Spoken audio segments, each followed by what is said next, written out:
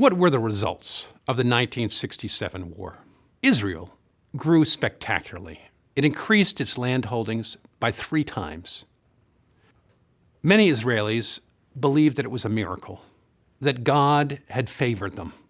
In the United States, many American Jews discovered Israel for the first time, became proud of Israel. It became a favorite summer destination for American students. Israel had occupied the Gaza Strip, the Sinai Peninsula, eastern Jerusalem, the entire West Bank, as well as the Golan Heights, which were taken from Syria. 1.3 million Palestinians came under Israeli control. Many Palestinian camps from which people from 48 had fled into the West Bank and to Gaza were now under Israeli control again. So the Palestinian problem became an Israeli problem. Of course, Israel's confidence grew, and it began to see itself as invincible. This was not good for subsequent peace talks. Israel began to build settlements almost immediately. That meant Israelis went into the West Bank and began to build houses and communities that today have grown in size and stature dramatically.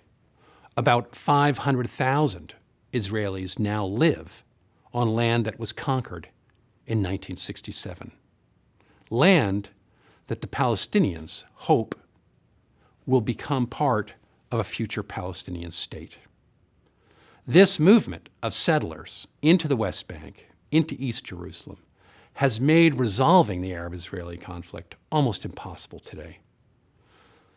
Many people claim that the two-state solution, that means a solution in which the Palestinians get a state in the West Bank with the capital as part of Jerusalem, and the Israelis return back to the 48 borders, or at least borders that are based on the 48 borders, in some kind of negotiated treaty.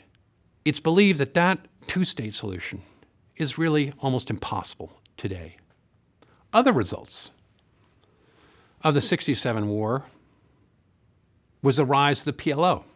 For Palestinian refugees who were living in refugee camps in Lebanon, Syria, Egypt, and in Jordan in particular, all of them hoped that Nasser, the hero of the Arabs, would be able to deal a major blow to the Israeli Defense Forces that would allow a Palestinian state to grow up in Palestine, that they would be able to return to their homes, that for them, justice would be restored.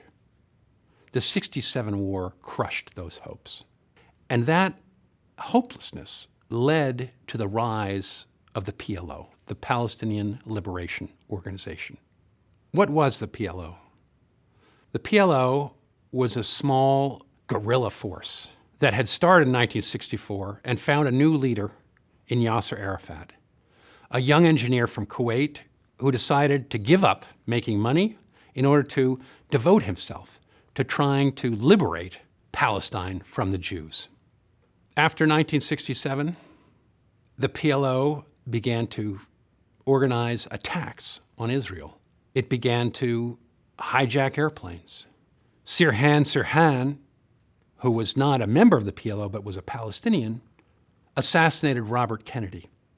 He did so in order to avenge the Palestinians against the United States, which most Palestinians felt had sided unfairly with the Israelis.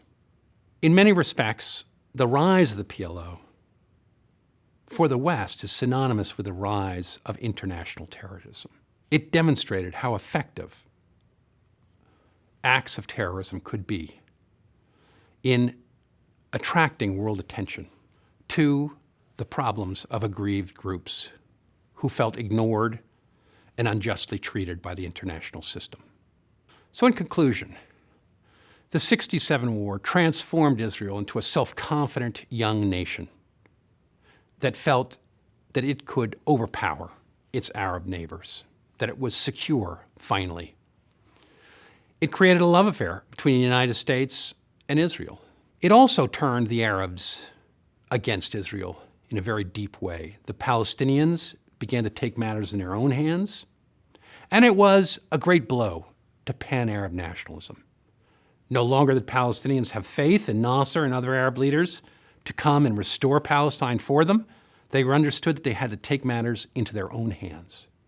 A number of states cut diplomatic ties to the U.S. Egypt, Syria, Iraq, Sudan, Algeria, and Yemen.